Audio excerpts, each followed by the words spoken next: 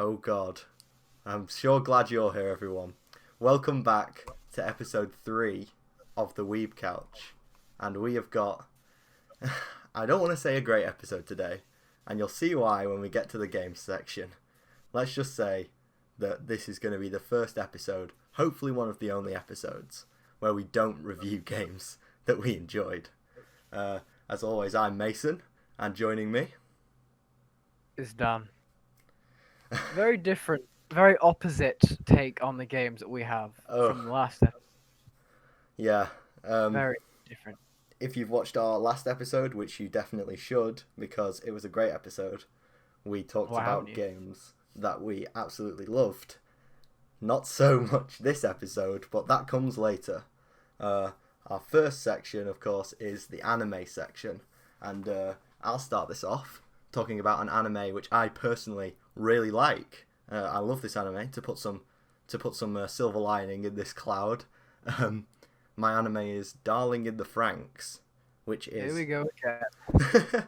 Dan has definitely heard me rant about how good this anime is for so long, and many times. The endless recommendation, and he still hasn't seen it. Of course. If you ask me, I'm not gonna. Yeah. So Darling in the Franxx is a mecha anime from the man whose name escapes me, but the creator of Neon Genesis Evangelion, which I know one of us will talk about at some point because we both absolutely love the show. Probably. Yeah, probably you. Yeah. Definitely.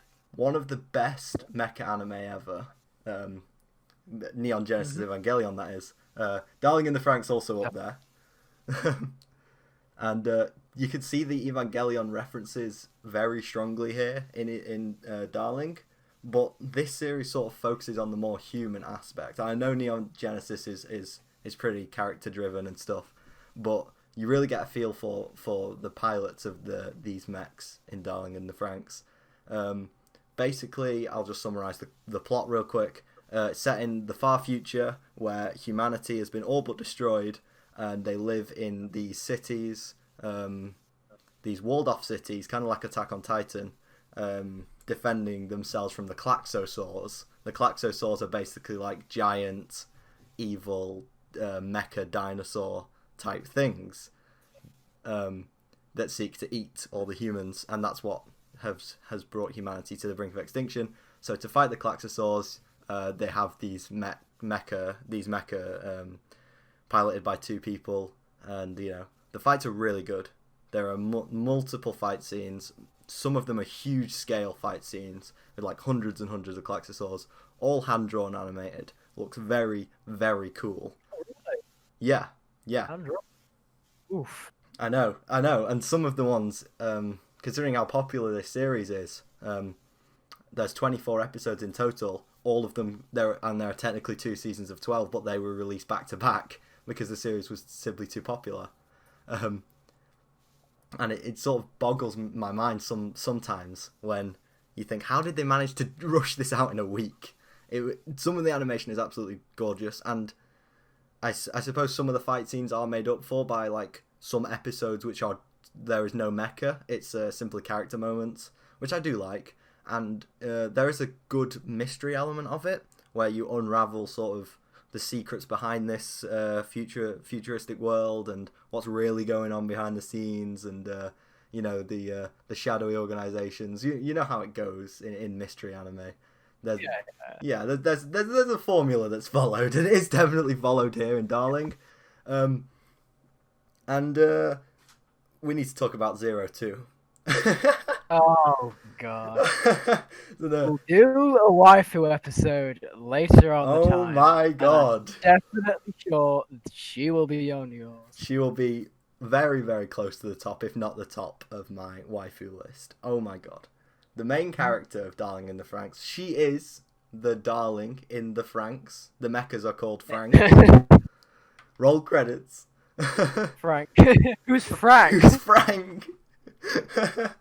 Yep, the mechas are called Franxx, and 02 is the main character, who sort of attaches herself to our other main character called Hero, and the dynamic between them is really fun.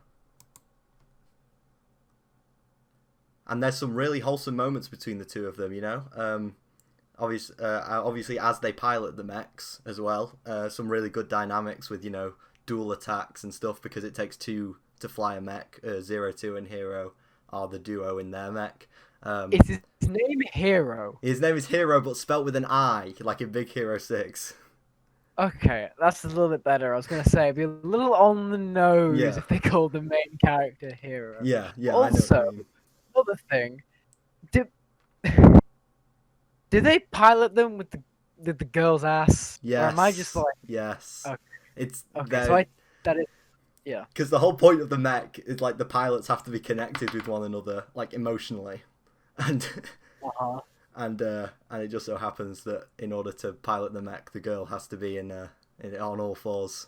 But if you look past that, okay, if you look past it, it's very wholesome. Okay, trust me. And each of the mechs is really well designed as well. And they all have different designs. You've got Hero and 02's mech, which is sort of the basic, sword, lance sort of one. Then you've got one with a gigantic rifle on its shoulder. So that's obviously the ranged attack one. You've got one with Wolverine claws. Some of the fights with that mech are really cool. Some close-up fights with the Klaxosaurs. And, I think what I like most about the series is the time that they put into the world building as well as the mech battles, because you see other shows like Quadruple S Gridman, which is still a good show. It's still a good mecha anime. Or Code Geass. No, actually no, not Code Geass, because Code Geass has excellent world building. What am I saying? But you do see you do see other mecha anime which sort of disregard all sort of character and world building, because it's like, oh wow, cool fights, and it's boring. I know a few shows in the Gundam universe have done that. The Gundam franchise as a whole is still great, but there are a few which are just not that exciting. But yeah, Darling in the Franxx definitely doubles down on the world building. If it's probably more focused on the emotional aspect than the actual physical battles, and there are a number of twists throughout the story, especially one at the very end, which is it's an infamously convoluted twist, which I won't spoil, because in order to spoil it, I'd have to spoil things earlier on in the story, which I won't do. It's infamous. It's an infamous, like, huge twist that happens in the last 2 episodes of the show that changes everything. And yes, so if I was to recommend Darling in the Franxx, I would recommend all 22 episodes of it. Just don't watch the last 2, and you will see a very solid, well-written anime. Don't watch the last 2, because it completely throws out everything in favour of... It essentially becomes an entirely new show. A worse show, because it's only 2 episodes long. Yes. So, yeah, it's just a great show. I absolutely adore this show. I really like it, and I would highly recommend it. It's on Crunchyroll. I don't think it's on Netflix. Very cool. Don't watch it dubbed. The dub is absolutely horrendous. I watched it subbed originally, and I went back because some anime I do like to watch dubbed. No, not this one. All around very solid. There's a few famous voice actors in there. If you are a true weeb and you watch a lot of anime, you'll recognize a few voices. Jotaro's voice actor is in there. I cannot remember for the life of me. I cannot remember his name. I think his first name's Daisuke. Daisuke. It's Daisuke Ono, I believe. I may be wrong, but he's in it. He's great. He's a great character. All the villains are great. The Klaxosaurs aren't the only villains in the show. There are some human villains as well. Very cool. And yeah, if you're a fan of Evangelion, obviously this is made by the same guy, and you want something to tide you over to the release date that will never happen with the 3rd Evangelion movie. It's turning out to be the cyberpunk of anime. It just keeps getting pushed back. And if you want something to tide you over, it's a good show. There will not be a season 2. There is not a manga. It's an anime exclusive. Is it? Yeah, there's no manga to go off. Kind of like Evangelion. Oh, side note, I know the guy who made both Darling in the Franxx and Evangelion also made Nier Automata, which I know you love. That it is a very good game. That's definitely a game I'll have to talk about on Yes, this. yeah, at some point, definitely. It'll Because be my section will be an hour long. I know you love the game. I love the game as well. I haven't finished it yet, but That story, not yeah. just that the story. Just the story, just the lore, just all of the lore. Yep, it was probably like a thesis. Yep. Yeah. So yeah, I don't want to rant about Darling in the Franxx for too long, but watch it. Definitely do if you like any sort of action anime, and especially mecha anime. It's a brilliant mecha. I would give it a solid 7 to 8 out of 10. You would probably give it a 7 if you don't like mecha anime, and an 8 if you do. Yeah. I'll shut up now. Dan. Well, mine is a very how should I put this, niche anime. Yeah. Not many people have heard of it, and I stumbled across it randomly like a few years ago. Yeah. But I remember enjoying it.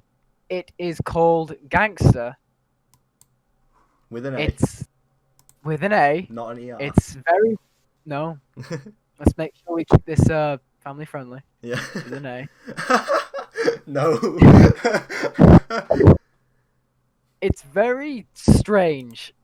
It's unique in its plot, and I actually think it's quite interesting. So it follows these two guys called Warwick and Nick, and these guys are known as handymen, which are pretty much just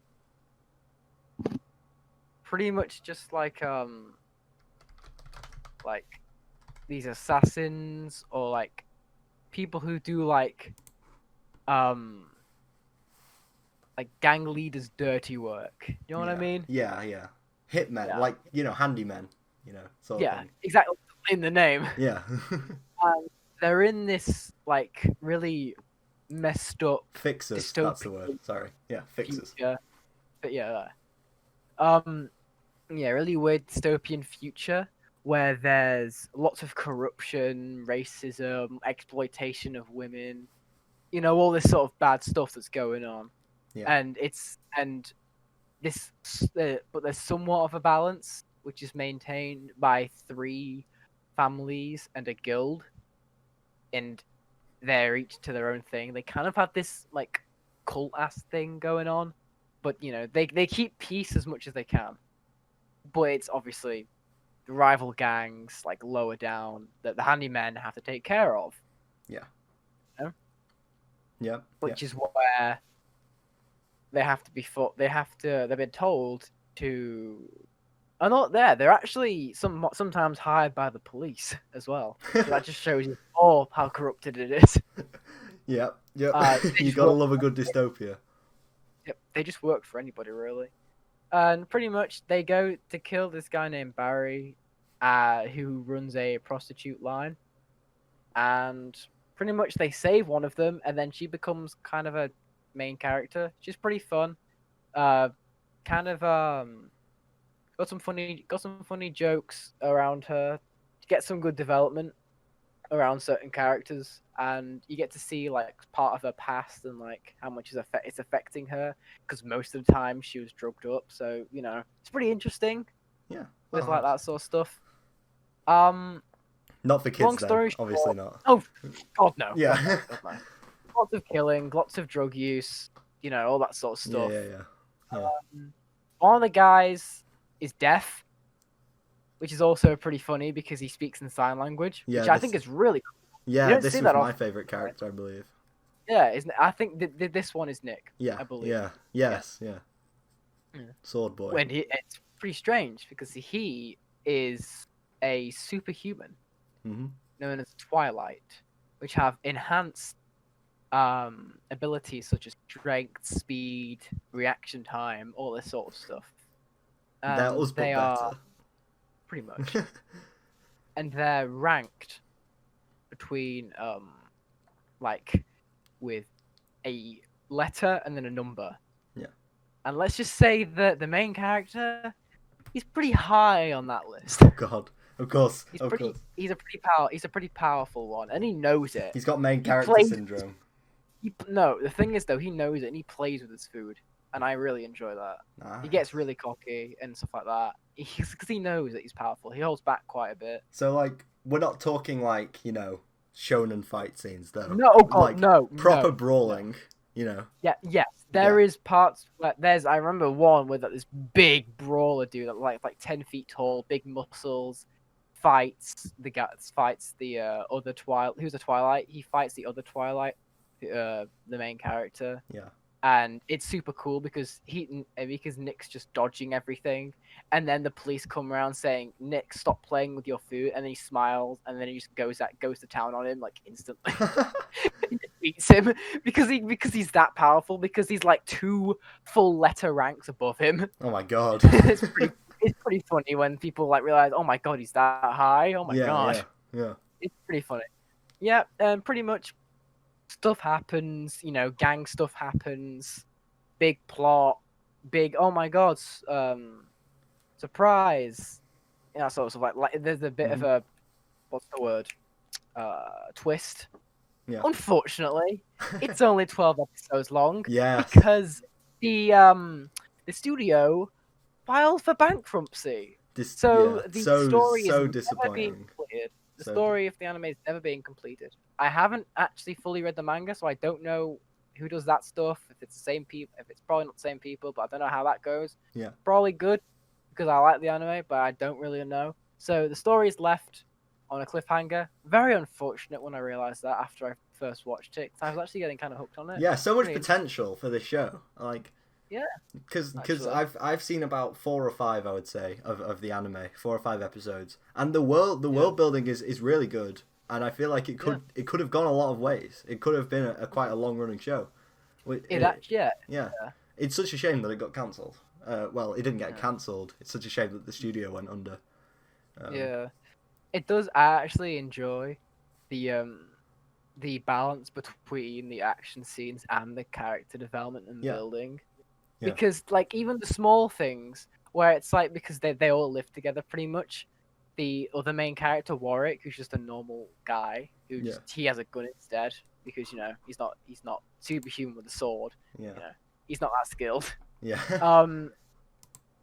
He like goes to go out to give a package to the grandma of like the sort of street, and just Nick just sign languages to Warwick, like, is that my jacket you're wearing? And he's like, yeah, I thought it looked good on me. And he's like, you gotta stop wearing my shit. He's like, yeah, I'll give it back to you later. And he never does. Oh my God. He always steals his clothes. It's really funny. Like that kind of stuff just builds on to like they've known each other since childhood. Yeah. You could tell because they like bond so well and mash so well together. Like they're not perfect. Like, oh, we're best mates, you know. They have conflict. That's funny because it's you know, friendship conflict, you know, when they just butt heads. Yeah, and that's always amazing to see it in anime. Well, in anything really, just conflicts between characters are essential really to good building. I would say. I say conflict, but I really mean just them like they're just playful arguing. Yeah, exactly. It's so good. Yeah. Also, I find it really cute when Nick says actual words because he sign language to the grandma and he's like, "Oh, I have not bothered learning that sign language. Use your words. I know you can do it." And he does it. Obviously, it's really broken and like really weird sound. Like volume because he can't tell what he's saying, but I think it's really adorable since he knows how to speak. Yeah, but he just it's easier. But yeah, I think it's pretty good. You'll get what you put in. It's only 12 episodes. It's a strange one, really strange, but I think it's worthwhile. So I'd give it solid 7 out of 10. Yeah, for what it's worth. Definitely pick it up if you have the time. Like mafia gang stories with a bit of like supernatural stuff. Yeah, and just some nice character world building. It's kind of like a male-led Black Lagoon, is what I was saying actually before we started recording. If you like Black Lagoon, that sort of wild sort of action fighting type anime. But this, I would say, Gangsta does have more of a world building and character aspect, and more of an overarching story. But yeah, it's that sort of thing. I know some, like a few more people know about Black Lagoon than Gangsta, which is why I'm comparing it, even though they're both pretty lesser known anime. But yeah, very cool. Sweet, but yeah, I think we can move on to the manga now, Okay. which I can see what you've got. I'll let you say it. Moving from the little known anime, I've got one of the best known manga of all time, which I have read multiple times and I absolutely adore. That being, of course, Death Note. Now, I know a lot of people know Death Note from the anime and the infamous potato chip scene, the tennis scene, any scene where Light Yagami laughs, But to me, I think in terms of story, the manga is far, far superior to the anime. It's not that long of a read. There's 6 volumes, each volume with 5 chapters. So if you want sort of the full version of the story, especially the second half of the story, because I personally feel like the anime sort of wheels off and stops around the second half of the story. It's sort of the quality drops dramatically in the anime. So if you want to get that full story of the full saga, then I would highly recommend the manga. Also, the artwork is absolutely, oh my god. I think this was one of the first manga I had ever read, and the art style is so great. It's all black and white. There's no sort of greys or colouring or shading, so it does give like sort of a stark contrast look to it, a very gothic look, because it is a very gothic looking manga, and some of the cover art as well. The cover art is coloured, absolutely amazingly coloured. If you think Dragon Ball Z manga, if anyone's read it, the colouring on that is superb. It's sort of like that. And yeah, in terms of the actual content, I mean, I could go on for hours, but I'm sure everyone who is even remotely interested in anime or manga knows the plot of Death Note. So Light Yagami, smart guy, finds a notebook. Anyone whose name he writes in the notebook dies. He's like, haha, I can become God because I can kill all the evil people. Then finds out about L. L is a detective, and it's sort of it's a cat and mouse game. Can L find Kira? Light Yagami starts calling himself Kira. Can L find Kira? Can Kira kill L? Because L doesn't show his face or his real name, and Kira needs a face and a name to kill someone. Some great side characters too. Ryuk, who is the original owner of the Death Note. He's a god of death. Really hilarious comic relief. The one good thing about the 2016 or 17 live-action Death Note movie was Willem Dafoe as Ryuk, because he just captures that original character perfectly. Willem Dafoe? That? Yep, yeah, he sure did. And the CGI actually looks okay for a Netflix movie, which I was stunned at. For a Netflix movie? Yeah, for a Netflix movie, it's not really saying much. Yeah, I mean, this is great, especially towards the second half of the manga, at least, when sort of the Kira case opens up to new detectives instead of just Kira and L. There are new detectives that enter the mix, and their personalities are really interesting. I won't spoil anything about them because they do have connections with L. They are very cool, and the ending is actually realistic. It's what you would expect to happen in this story, because it is. I know it's about a murder notebook that kills people, but it's surprisingly realistic. It's a police drama. It's an episode of CSI, but with a murder notebook. It's brilliant in how grounded it is, despite its its mythology, gods of death, death notebooks, and all that. So I would recommend watching the first 12 to 20 episodes of the anime, just so you can get the flavor. I would say watch the anime because it's sort of less dense. There are a lot of like just massive blocks of text in the manga, like massive inner monologues, things like that. That if you're reading manga, you're essentially reading comics. You don't really want to be reading that unless you're really engrossed in the story.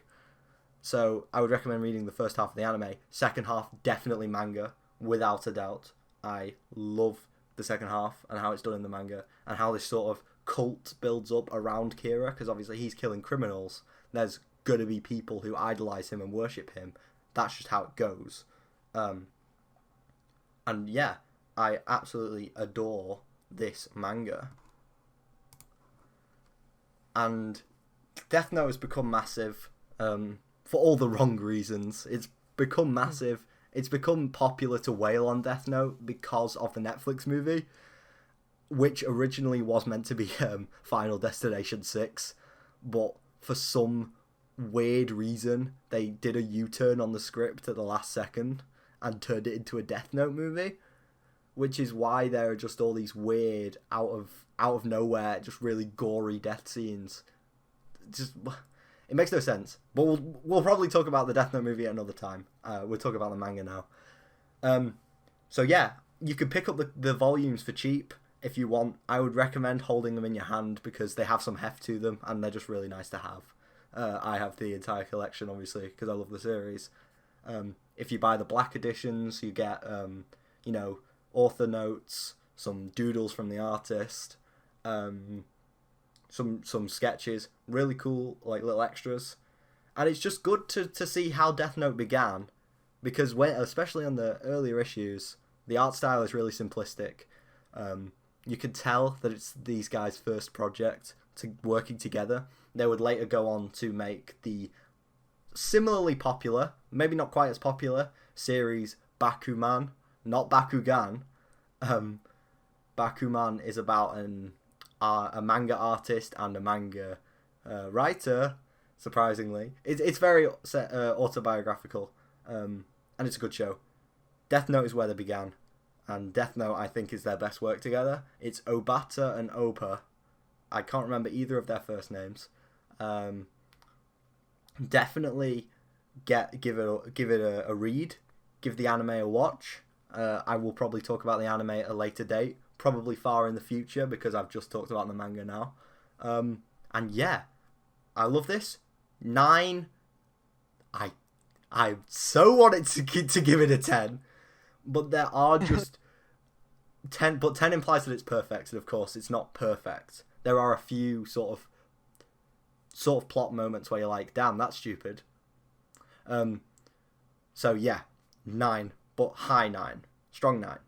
And that is my gush over, because I love Death Note, and I love it so much. And I'm going to shut up now, because a lot of people have probably got tired of me right now. Of course. But I've heard of Death Note. I've heard of the manga. Yeah. I mean, the anime. So. Yeah, the anime. It's... Yeah, there's a lot of memeable funny. scenes in the anime. Definitely. So, But I have heard you say before that the manga is like a lot better. Yeah. So yeah, nice. Right. Onto what I have. Slightly different. Yeah. Okay. Disclaimer: I didn't know this was an ecchi before I read it. Okay. In case anyone's wondering, ecchi is sort of not full on like porn, but suggestive. Yeah. It's just over 18, pretty much. Yeah, over 18 stuff. Yeah. So basically, it's called plus-sized elf. Now, if you're not intrigued by that title alone, then I don't know what else. That's where it got me. Yeah. I was like, what the hell is this? It was more intrigue than actually wanting to read it. So, I'll fill you in. Basically, it's a manga series that follows Naoi, Naoi-kun, who Let's go is with yeah, Yeah, who let's is a go with that. massage and like health therapist, pretty much, for a like this street health administration, pretty much, like a private hospital. You know what I mean? Yeah, A private she's healthcare. Gwyneth Paltrow. Yeah, This is yeah. Gwyneth Paltrow's Goop.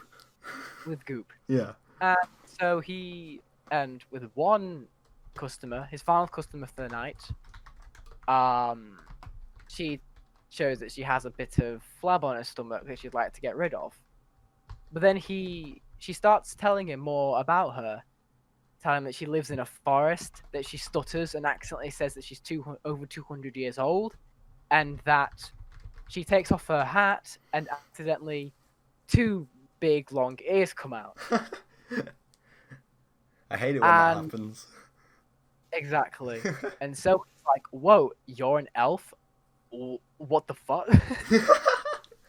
And she's like, aha. And then it does like this weird JoJo thing where it's like, oh my god, you found my secret. So it seems It you've does, like, seen it. Yes. It does the rumble thing. Yeah. It does the rumble thing. Lovely. I love So that. there's already some references. Yeah. Pretty much, her story is, she has a very bad diet at her hometown, or her home dimension, in like this weird fantasy place. They eat it raw. Reverse or isekai. Yeah, pretty much actually. Yeah. Yeah. She her diet back home is awful because things are either eaten raw or over a spit, so it's really awful. And also they like mainly live off of vegetables, and so she came to Earth to seek the most delicious food known to man. And do you all know what that food is? Oh my god, no, go on. French fries.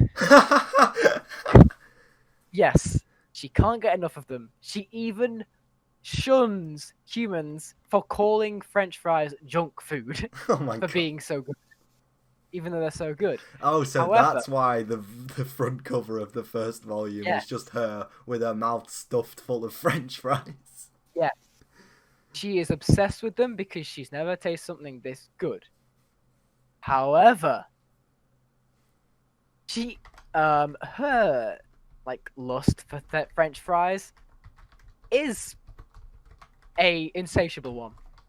She constantly eats them. Sole diet of French fries, meaning she puts on quite a bit of weight, mainly due to the reason that her body isn't used to having this amount of calories in it, so it puts it on massively because of metabolism and shit like that. Yeah. However, the bad thing is that she's put so much weight on, she can't get through the portal to go back home. No way. That's not the plot. Yes.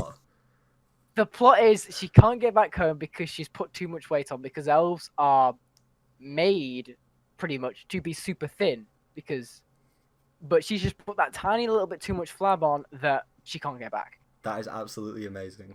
Yes. Yes, it is hilarious.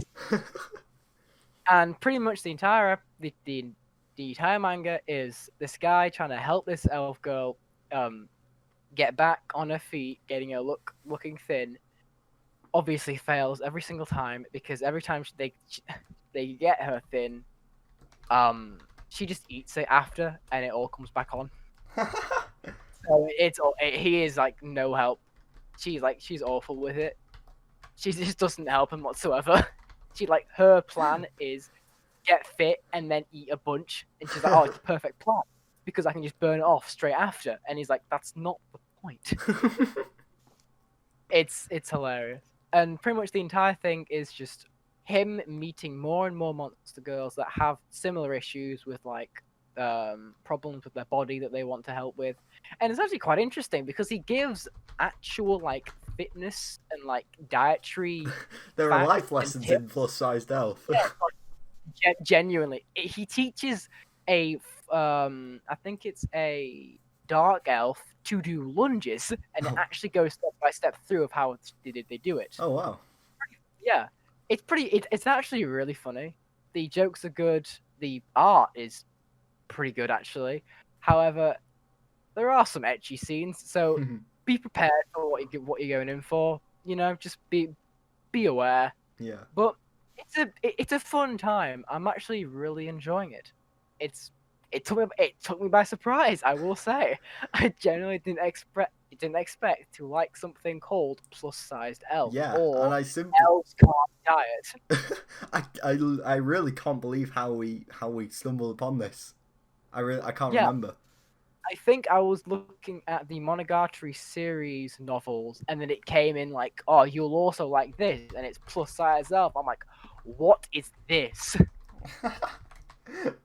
It's so yeah. Would you say it's like Monogatari though? I mean, in some aspects, I guess it is from what you said. But yeah, it's actually pretty interesting because I'm a big fan of monster girls and thick waifus, so it's perfect for me. It's honestly perfect. You're alone on that monster girl point. I'm sorry. I No know, support I from know, over here. I know. You don't have to tell me twice. But what was this? But yeah, the character development isn't as big because it's a comedy manga, you know, so they don't really dwell on that too much because they don't need it to. But when there is, you know, it's pretty fun. It's pretty fun to see like characters like interact with each other, especially the elf, the main character, who's a like good waifu material. Nice. I think it's like Eda. I think it's Edafuda or something like that. I think. Not as good as 02 though. Just saying. You'll have to read it to find out. Maybe I will. Yeah. I definitely will after what you've said. It sounds really funny. Yeah. Yeah, definitely the interactions between the elf and the dark elf, because you know, obvious clash. Yeah.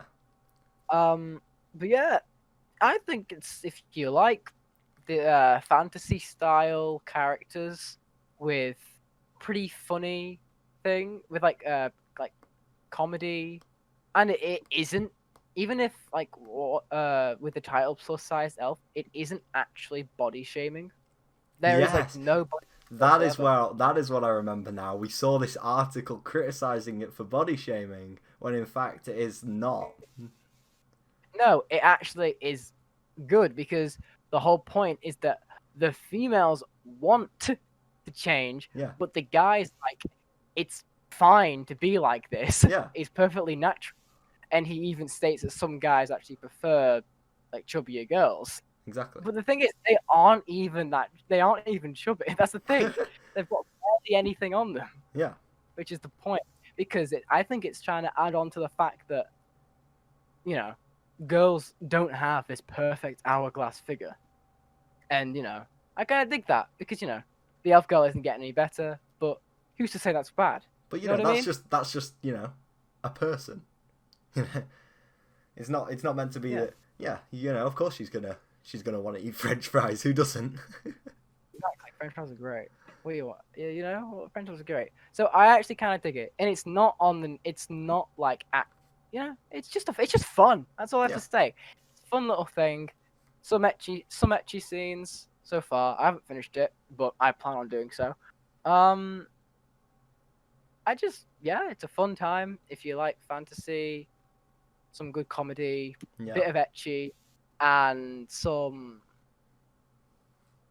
waifus and some good training, just like the anime.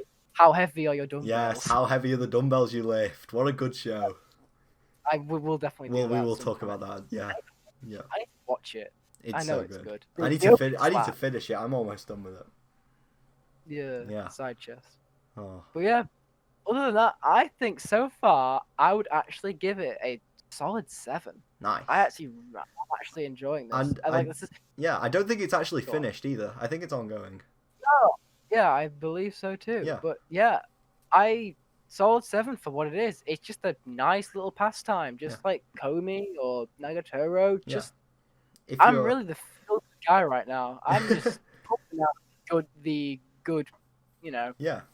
If you're one of the true men of culture, like myself, who prefers reverse isekai over isekai, so you prefer fantasy characters coming to our world rather than a character from our world going into the fantasy world, then definitely check this out. Yeah.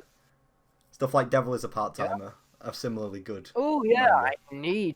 I need to watch. Very good. Read that. I've heard it's very good. Reverse Isekai, 1,000 times better than Isekai. That's just the truth. Yeah. And I think with that, we can move on to the comic section. Yeah, Western comics. I think I'll start with. Yeah. You're venturing back into the realm of Batman. Yeah, I am. And the one I read was The Long Halloween. And Very I famous. will say, even though it's a bit more on the Batman part of it, Yeah. I actually enjoyed it a little bit more. Well, than say. year one. Yeah. Nice. Well, that's what we're here for. not- That's what we aim to. Yeah. When I recommend these things to you. Yeah. Yeah. It's not as on the nose as some are. So, Yeah. you know. Pretty much, what it is there's this killer going around Gotham, which people call the Holiday Killer because he kills people on certain like dates which have holidays on them. And that's pretty much it. Simple the but main effective, I would say. Yeah, that's the main thing. Obviously, there's some side things with the Falcone family, Yeah. and you know, Who I all that believe sort of were in stuff. year one, I think. Yes, Yeah, they were yeah. the main. They were the main problem. Yeah. Main bad guys. Yeah. That's who they are. Is this a continuation? It's a spiritual sequel, I would say. It's not direct. Spiritual. Yeah, it basically takes place directly after, but you know, it was published like 5 or 10 years afterwards. Okay, fair enough. Yeah. I think the main thing with this is the art style. Ooh, Oh boy, very different. it is very, very unique. Yeah. I dig it. I dig it a I lot. really, yeah, I'm a so do big- I. I love the long ears, Batman. His ears are really pointy, and they're like as large as his head. It's like, Yeah. I really so like that. buff as well. He's super Overly buff. buff. He is so buff. Yes. I dig it. I think it's pretty cool. And Yeah. yeah, there's one panel where all of the villains are in the same room, and just all of the designs for them. So cool, especially the Joker. I love how the Joker looks in this. But Yes, actually, I that's did just because see- I'm a I did Joker see stan. that. Are you? Yeah, I love the Joker. Sorry, I hit my headset. Come on, Dan. Yes, there it is. Yeah, I think it's cool. Very long chin. yeah, it's very like caricatured. Yeah. It screams dated pretty much. Yeah, That's all I have exactly. to say. It screams. But it isn't dated. Yeah. I really enjoy how it looks. Mhm. So yeah. And so the main thing is just that it's pretty funny because it starts with Bruce Wayne being asked by Falcone himself to help him launder money. I know. I love the interactions that Falcone has just around Gotham City. It's Falcone, but you know, it doesn't matter. You don't hear it. Yeah, exactly. Yeah, so yeah, Falcone. Yeah, well, but yeah, Falcone. Wouldn't there be an accent on the U? There should 'Cause be, you but you know. Yeah. Well, they are Yeah. Italian, so it is Falcone. Yeah, it's Cone. Yeah, Falcone. No, but there's no accent on the E, so it should be Falcone. Yeah, but it is Falcone. Yeah. But yeah, it's really weird because the killer leaves behind every time he leaves behind a gun with a baby bottle nipple for a silencer. It's super strange. Yeah, and it's so weird, but it's just so out there.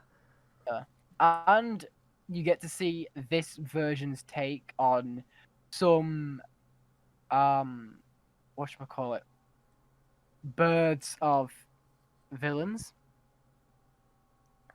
What are villains? Oh, births. Yeah. Yes. Two-Face. Love what they do with Two-Face in this comic. Yeah, Two-Face. Probably one of my favorite DC villains. Yes, I was agree. So scared I was going to say Marvel then. I was so scared I would have been shunned. Yeah, by me especially. Yeah. Exactly. Two-Face, I love Two-Face also. I think him in the Dark Knight as well in the movie was very good, very well done. Who does K from Men in Black? Oh, The Tommy actor. Lee Jones. That's Two-Face in Yeah. Batman Forever, not in the Dark Knight. I know, that's what I'm saying. I really enjoy his performance. Yeah, so do I. Actually, it's very comical, but Yeah. it's very well done from a different perspective. I like how he defeats him as well by just throwing a bunch of coins. Yeah,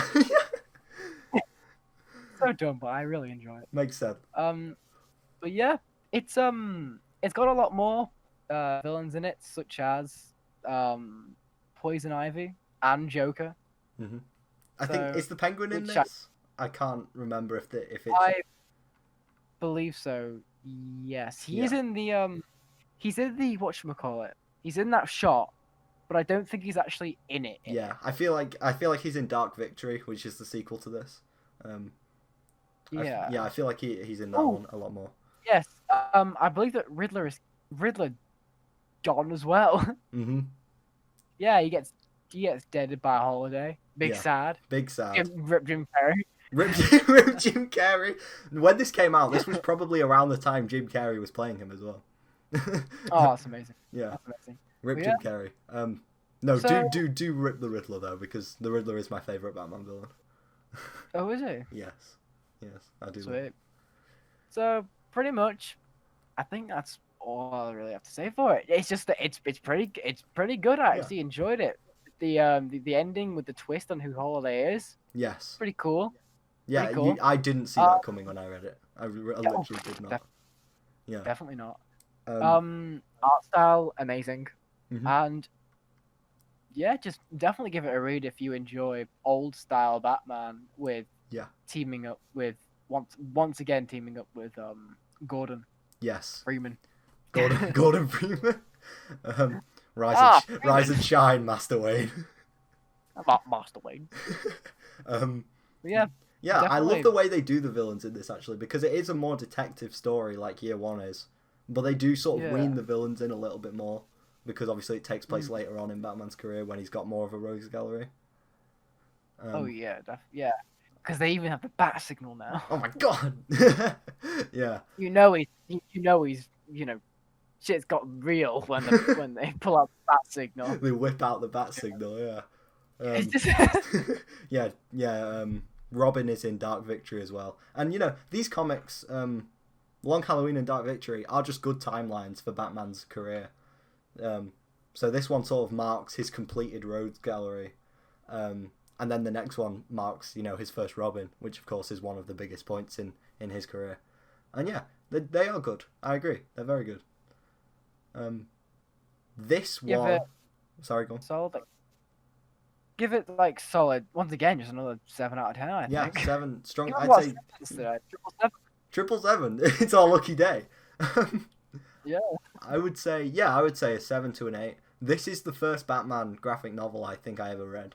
So, this is important to me at least. And I would give it an 8. But looking at it objectively, I would give it a 7. Wait. Yeah, very cool. Pick it up. I'll get you on something other than Batman next week, don't worry. Yeah. Batman v Superman. Batman v Superman. Oh, The movie, not yeah, the movie. yeah. If we ever do, I think towards the release of the Snyder Cut of Justice League, I'm sure we'll talk about some DC movies and laugh at them. That could be funny because I don't care about superhero movies, and I actually haven't watched any DC movie. I don't think I've ever watched any of them, so it could be interesting. Yeah, with the exception of the Dark Knight trilogy, because they don't count. They're all terrible. So is it because they don't count because they're good? Well, yeah, they don't count because they're good, and they also don't count because they don't take place in the the wider universe of DC. That they tried to copy Marvel with, but it's super rushed and terrible. Fair enough. Yeah. So they don't. Yeah, it's not a part. It's not like in Justice League. No, it's not in part of that universe. It's its own thing. Doesn't Like the next Batman film is going to be the 2022 one. Oh yeah, with Twilight guy. Twilight Man. Hopefully, he'll be known as something else other than Twilight Man from now on. I don't know his name, and I can't Robert be arsed with- Pattinson. And he can Yes. act. I promise you he can act because he's in the Lighthouse and he's really good in that. He's not just Twilight mode. I need to watch that. Yeah, it's brilliant. Yeah. Yeah. So that's Long Halloween. I think we can move on to mine now. Yep. I've travelled over to the Marvel side of the tracks for my comic. Ew. Yeah, I know. We won't stay long. Don't worry. I only wanted to review this one because I like Wolverine as a character. I think he's pretty cool. The movies about him are good as well. Apart from X-Men Origins, please stop commenting. Apart from X-Men Origins, that one is bad. Sorry, excuse me. I have bad taste in my mouth. I don't think you've even seen the movie. Of course I've seen X-Men Origins. I have it on DVD. Oh my god. I've seen original Deadpool. Oh, he's called the Merc with a mouth. Why did they take away his mouth? Isn't that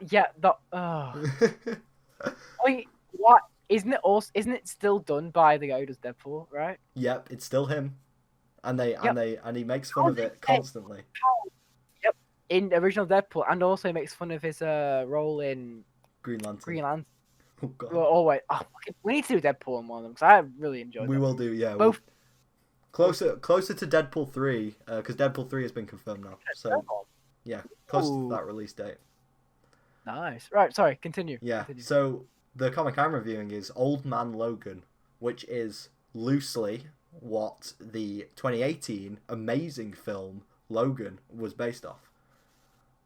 One Marvel movie I actually watched and thoroughly enjoyed. And it's not even part of the Marvel universe because it's an X-Men movie. Probably why. Yep. I don't even like X-Men movies that much either. Yeah. Probably just because it's a movie. I don't like the X-Men movies. I just like the Wolverine movies. Only Logan and the Wolverine, though, not X-Men Origins. We'll do it. We'll do it at some April point. Fools. Yeah, on April Fools, we'll do X-Men Origins. On April Fools, but then we won't do it because it's April Fools. We'll pull like a 10-second long video. That's a bit of foreshadowing for you there, you know. So we can tell who the day ones were when April Fools finally comes around. Don't tell them too much. Of course.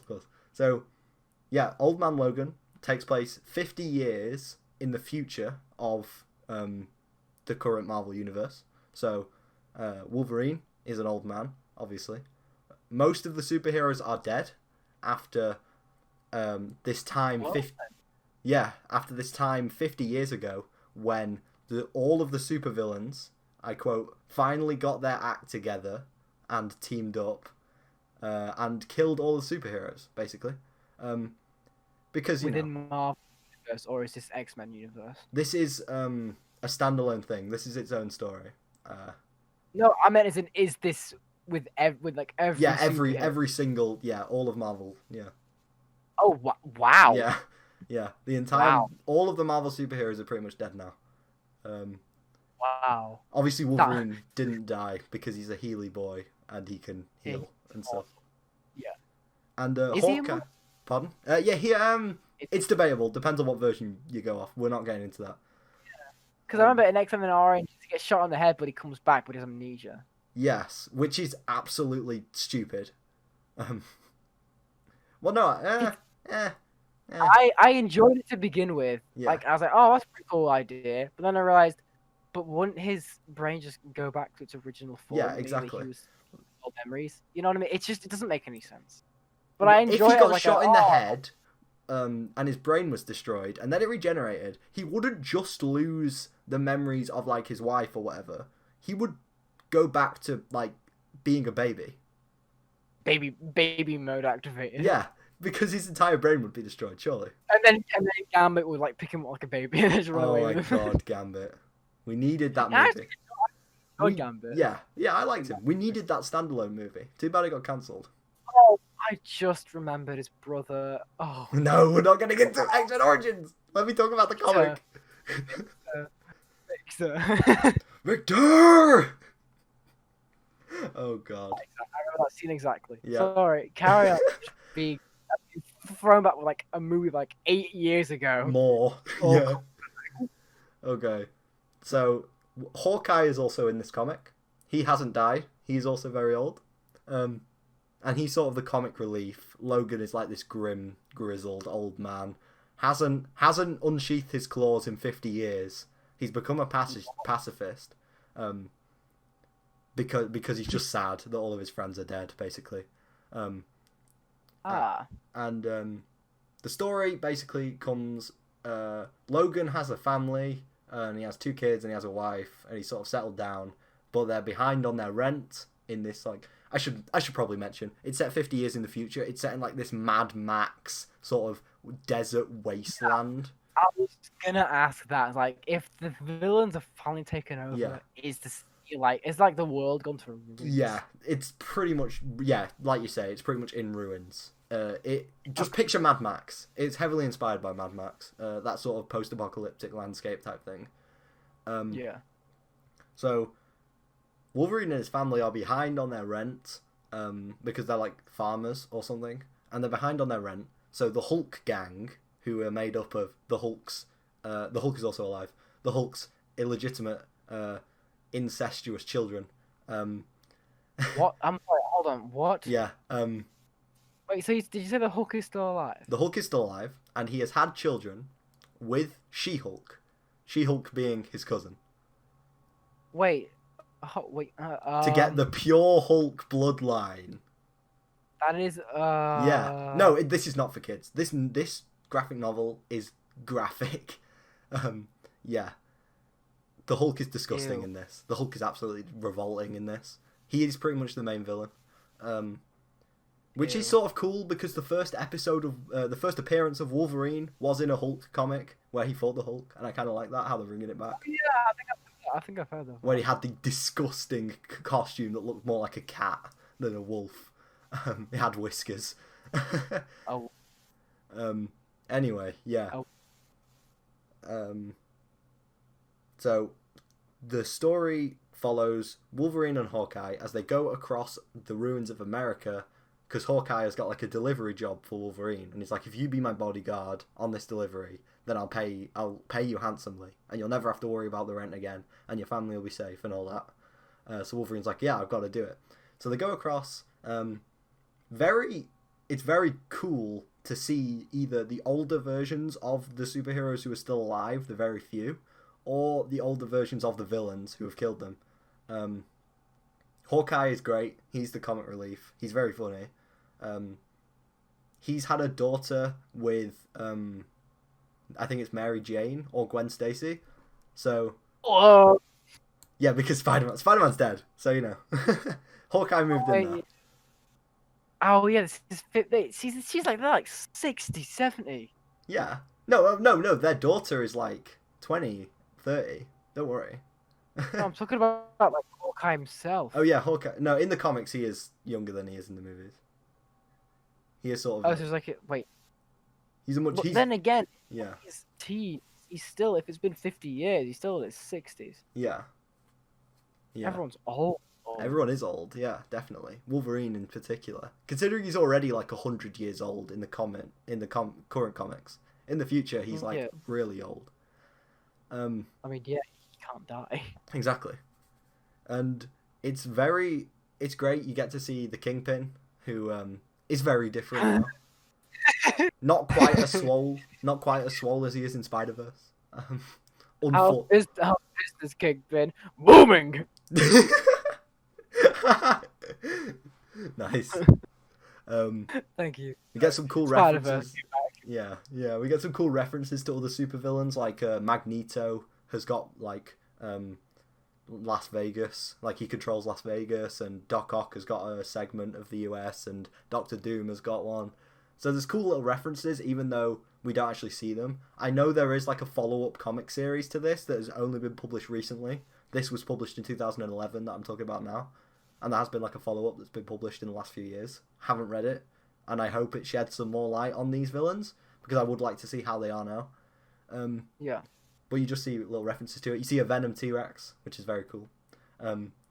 Ooh! Yeah, so Venom has survived, and the symbiote, obviously because Spider-Man is dead, and Eddie Brock has died, because the symbiote has like consumed him, because that's what symbiotes do.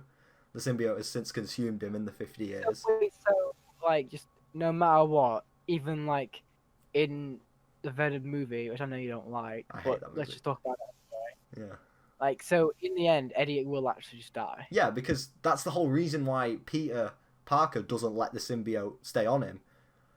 It's not like Spider-Man 3 is not to be believed. It's not because it turns him into an edgelord. It's because it's physically eating him from the inside. It's like feeding off him. That's the reason why he gets rid of it. Sad. Yeah, it is because Black Spider-Man is just better. No, I don't care about the removes. I'm talking about Venom in general. I really like the just Venom as the character. Yeah, no, I love Venom as well. I think he's a perfect foil to Spider-Man. And the symbiote, I just really like the idea of that. And so, sad that the person who gets it will just end up dying. Yeah. Big annoying, but it is what it is.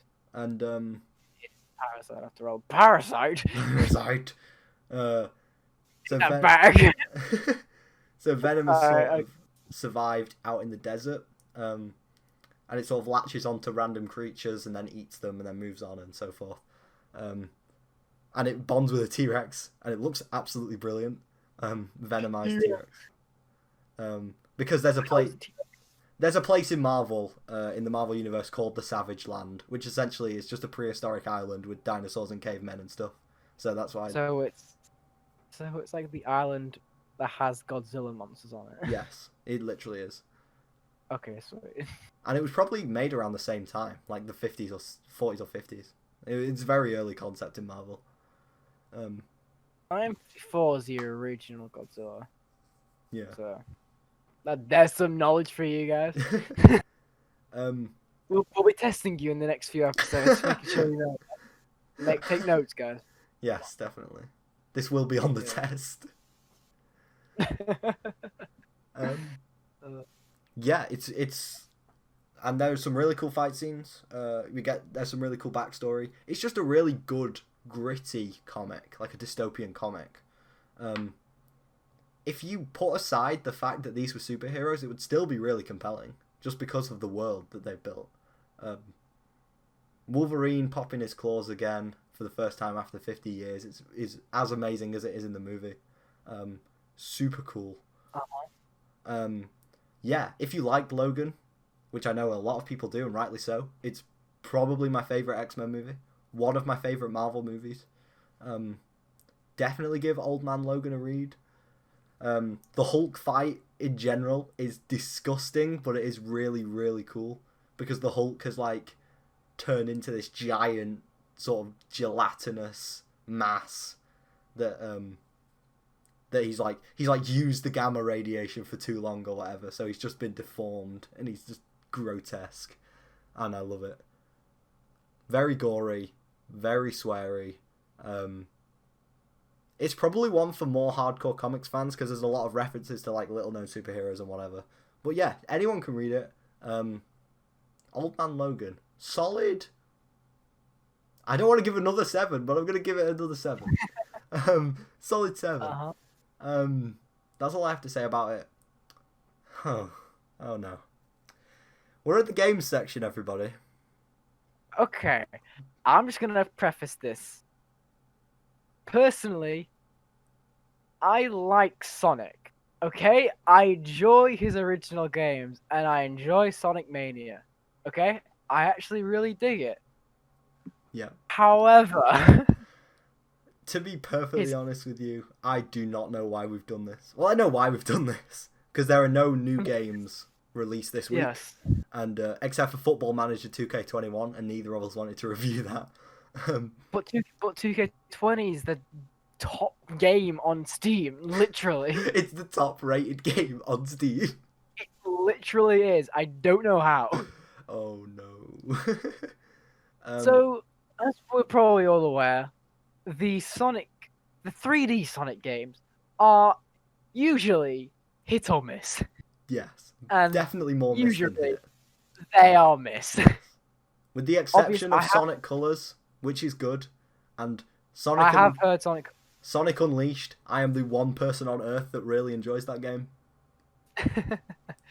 Yeah, we've had talks about it. Very loud talks. Yeah. Usually resulting in shouting Yeah. and annoyance. I like it. I don't care if the death scream is like ear piercing. Not even just no, the death scream just funny to laugh at. Yeah. But today we thought, talking about bad games, why not we choose 2 Sonic games which, no matter who you ask, they will forever say that these are terrible. Yes. Would you mind telling us which 2 of those games are, miss? So, I think anyone who knows anything about games knows that one of the games is going to be Sonic 06. Sonic the Hedgehog 2006 for the Xbox 360. Absolute. I have no words. I'm going to be talking about it in a bit after Dan's talked about his Sonic game, which is Sonic Boom, The Rise of Lyric for the Wii U. And there was like a watered down version on the 3DS, but we will not be talking about that because it's even worse. Okay. So, shall I start this shit show? Do it. Put us out of our misery. Okay. So, Rise of Lyric. I'll just say this. Okay. Upon release, unlike previous games, Sega did not provide review copies Very of this true. game. Yeah. Which I think was the smart move here. They could only review it once the game was out. It has a 4.3 on IGN, and oh god. I don't actually know what it has on Metacritic, but I know it's probably going to be in the 3s. Oh god. Yeah, it is 32. Oh. 3.5 user score. Oh. It's bad. It as soon as you start the game, it jumps you in instantly. Like, and you may think running. That's a good thing, but not in this game. No, it's not. The animation clunky, super cheap. Oh. The spin that you do when you jump looks like this like ribbon like thing. And let's just say, while you're running, I encountered quite a few glitches, like visually. Mm-hmm. Let's just say sometimes during the cutscenes of them running along like this big like wall of China looking ass thing. Sometimes they weren't walking on the floor; they were walking on the edge. It's like the Batman Arkham Knight glitch, where when you enter to talk to someone, Batman starts hovering like a few feet off the air, so they're talking into his utility belt. Of course. Other times when you go out of a cutscene, you are plopped onto the road again, and then start running.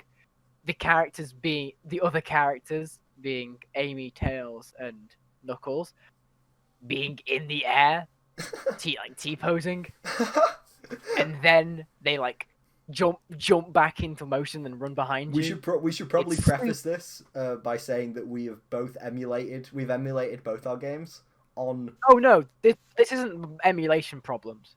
No, I'm saying we've emulated both these games on PCs that are far more powerful than both of the consoles these games were released on, and there are still loading glitches.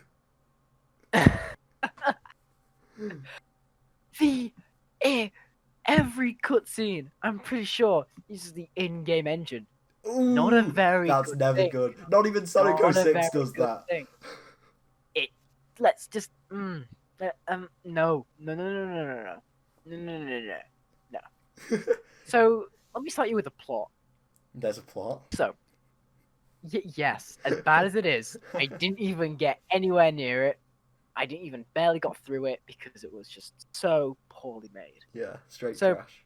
Actually, before the plot, let's talk about the redesigns. Oh yes, very controversial even before the game was released. I want to throw up. Yeah, so do I. I think that's all I have to say about the redesigns. Knuckles especially. Why do you have Why is he 10 feet tall? Why does he have fingers? And why do we have these new abilities. Why is it now a 3D brawler? Why do you copy Sonic Unleashed? Why? Anyway. Sonic Unleashed did it better though. Point 2000 and like I'm making. 2009. It's better than like a 2015 game. The point I'm trying to make is the fact that it's a Sonic game which is a 3D brawler. God. So, moving on from that breakdown, the plot. Sonic, Tail, Knuckles, and Amy pursue Eggman.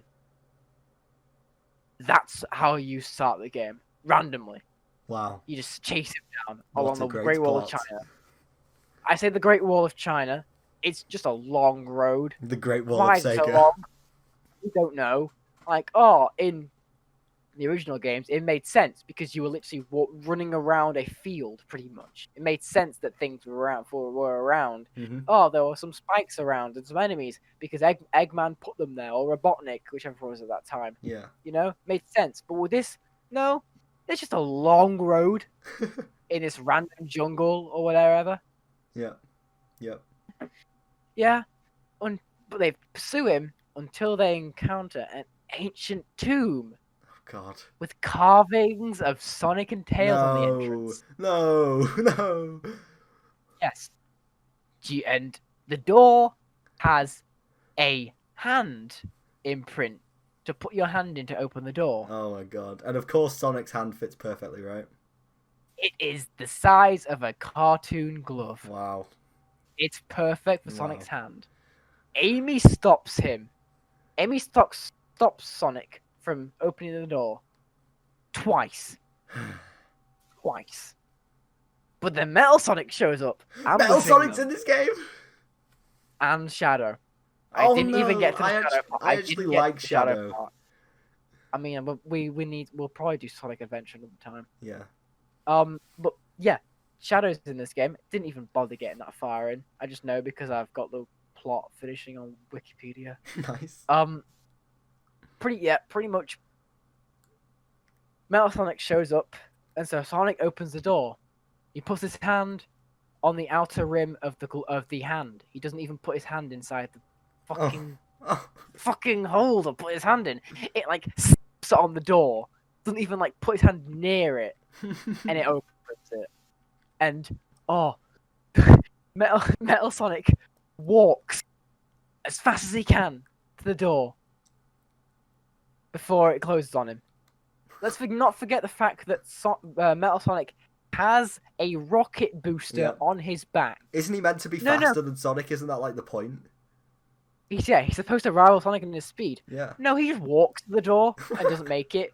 Getting the fact that he has rockets to propel himself. Yeah. He just walks fast, but then doesn't make it in time.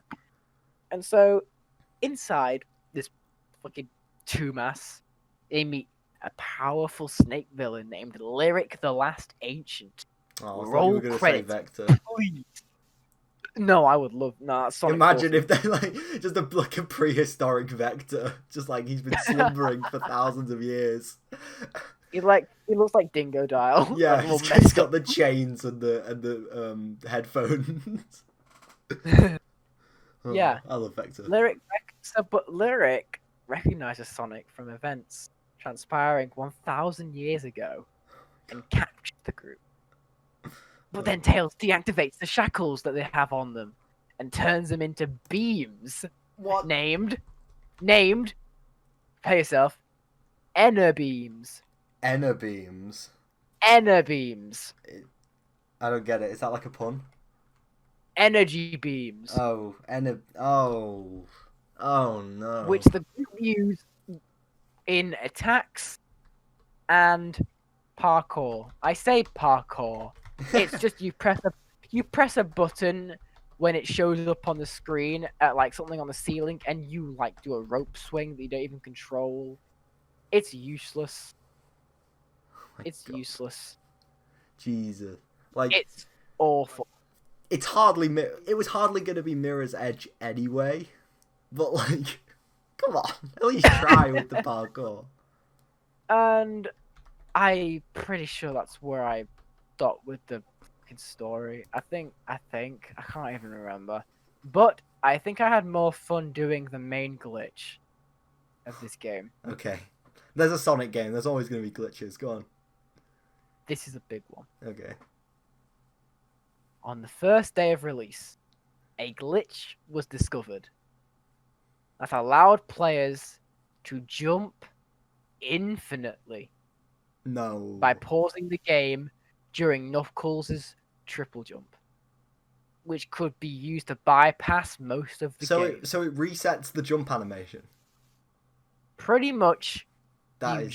jump, pause, and then once you play it again, you jump, pause again, and you can continue doing that third jump every That time you is unpause. So disgraceful.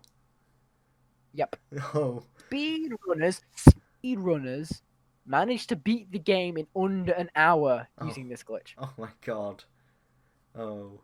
I have a lot of respect for speedrunners, but like that is just too obvious of a glitch.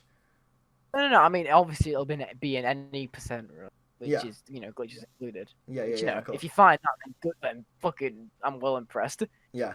But luckily, after 2 months go by, a patch was released which fixed the Knuckles glitch. 2 months. It took them 2 months to get rid of it. I mean, it's a Wii U game. I'm surprised it got patched at all. Yeah. I thought Sega would have just like shit it out and forgot about it. Yeah. But that's the most fun I got out of it because I was just able to go outside the boundaries and pretty much just like fall. And I think where I stopped the game is when I got out of bounds and was falling indefinitely. Oh. I think that's when I put the game down. Wait, so the level doesn't even, you don't die, you just fall. No, the thing is, I got out of bounds, and then I fell indefinitely. Oh my god. The camera even changed a little bit because it's like programmed in. They don't want you to win. I think I just Alt F4'd it at that point and gave up. You can't. I didn't even get to Shadow or anything else. They call them Chaos Crystals now. No! No, Chaos Emeralds. No. Which I guess makes more sense because emeralds are green, which there are multiple colors. I don't but care. You can't change They've a name. always That's been the point. Chaos Emeralds. Exactly. Even though they make sense, you can't change the name. Oh my god. Oh. It's awful. It's just. If we're saying on a scale, is it better or worse than the Sonic movie? Worse. Oof. That is bad. Not gonna lie, I would say Sonic 06 is worse as well, though. Okay. That's just also because we have different opinions on the Sonic movie. I guess. Also, is it better or worse than the Black Knight? Oh. Because I was considering doing the Black Knight. Oh. Just any Sonic Wii game. Awful. Yeah. God, Sonic and the Black Knight, where you had to flick the Wii remote up to jump. Oh, why? You can win a level by just flicking the Wii remote. Yeah. No bother. You don't have to move. Because there's no end lag on the jump, so you just don't have to leave. You don't have to go back on the ground. Also, you gain momentum from just swinging. Yeah. And there are enemies everywhere in the straight line that you run in. Just the games that are shit are the ones that stray from the original the most. Exactly. Sonic at its core is such a simple game. But it does it so well. Yeah, exactly. Which is why Mania was loved, because it's a complete remake, did them all in HD, and made their own world with multiple levels in it. And brought back the goddamn mini games you can do. Yeah. It's just we just need another Sonic Mania. Just do it. Just make a good Sonic game. Sonic Forces was just painfully, just an game. It was. Yeah. I don't want to make my own OC. I want to be Sonic. I want to be a furry. Just pick up. If for some reason you're looking for a Sonic the Hedgehog game to play on the Wii U for some ungodly reason, don't pick this one up. Just pick up Mario and Sonic at the 2016 Olympics. Like, that's on the Wii U. I think, yes, any Olympic game Yes. with Mario and Sonic is great. Yes, I love think all I of them. have 2 on the Wii and 1 for the DS. I have I think the 2008 one on the DS, also the 2010 Winter one on the DS, and then I have then I have Rio 2016 on Wii U, and then I have the 2021 on Switch. They're all good. how's the 2021? It's really good. You have a retro mode where you do all of the events in like an 8-bit art style, and it's really cool. Isn't that like the plot, or like the Bowser and Eggman put everyone back in time, and they all have the original sprite. Yeah, it's really cool. I love it. Yeah, I actually saw that. Also, 8-bit Vector is. I love Vector. Ooh. Such a cool character. Yeah. So overall, very shit game. Only enjoyment I got out of it was exploiting a glitch. Do not play this game for your own sake. It's awful. I love Sonic, but just don't. Just play Sonic Mania. Yeah. Just play Sonic Mania. I swear it's like £4 or £5 on Steam. I'm pretty sure the max amount of price it could be is 15 quid, but I'd say it's definitely worth it for the amount of time and effort they've put into this. Yeah, definitely. And if you want to play a fucking 3D game, you weirdo, play Colors. Colors is the only good one. All right, Sonic Unleashed is passable, but that's my opinion. For you. Colors is the only good 3D one, but that's literally just because they have like cool power-ups. I've heard people like that one as well. Haven't played that. Oh, is that the one with the little Sonic and the big Sonic? Yeah. I think I may have played like 5 minutes of that at some point. I don't really remember it, so I can't comment. I've heard that people enjoy those two, but those are the only enjoyable 3D ones. And if you want to do them, so if you want to play a 3D Sonic, play them. Yeah. But if you don't, just play Mania or one of the originals. That's so good. So much better. But and I give it like a 2 out of 10 at most. The only 2 points I'm giving it because of the glitch I was able to have fun with. God. And that's about it. And I get to laugh at how bad it looks and how bad the direction is and how bad everything looks on general. You know? So, moving on to equally or even worse 3D Sonic game. It's definitely worse. You gave Sonic Boom 2 out of 10. That is... I wish I could give my game 2 out of 10. Oh, God. Sonic 06. Sonic the Hedgehog 2006. Oh, where do I even start? First of all, the game doesn't work. Okay? I know you touched on the glitches in your game, Dan, but at least your game got patched. Mine has not got patched since 2006, and it was broken when it was released. There are so many bugs in this game. I can't even go into any of the millions and millions of little ones. Like when you're Tails, you have a gliding mechanic, but sometimes, like one in 5 times, when you go to exit out of the gliding mechanic, it just doesn't. So you fly off the platform and overshoot it and just fall straight off the map. And it's not like my controller or my copy of the game or whatever, because I looked online, this is a glitch that happens. Tails overshoots wherever he's going 1 in 5 times and just falls straight off the map and you die. Well then. Oh my god. And Tails is so slow. I realised that he's slower than Sonic. I realised that Sonic is fast, yes. But Tails is so goddamn slow in this game, and they make you play as him so much. I don't care about Tails. I hate Tails. I don't want to play as Tails any more game. I just want to play as Sonic. But even the Sonic levels are trash. Like, I should probably sort of explain the plot. It's a Mario ripoff. That's all it is. It's a Mario ripoff. There is a human princess. Yes? A human princess. Human princess. A human I'm following princess. so far. Yes. Human princess, even though Sonic is a hedgehog, and his love interest, Amy, is whatever animal she is, but she's an animal, also. Hedgehog. She's also a hedgehog. Okay, I don't care. I don't. believe so. I would preface this by saying, unlike Dan, I have no love for Sonic or his games. I don't dislike them. I just don't care about them. Yeah, which made my playing of Sonic Boom even harder. Yeah.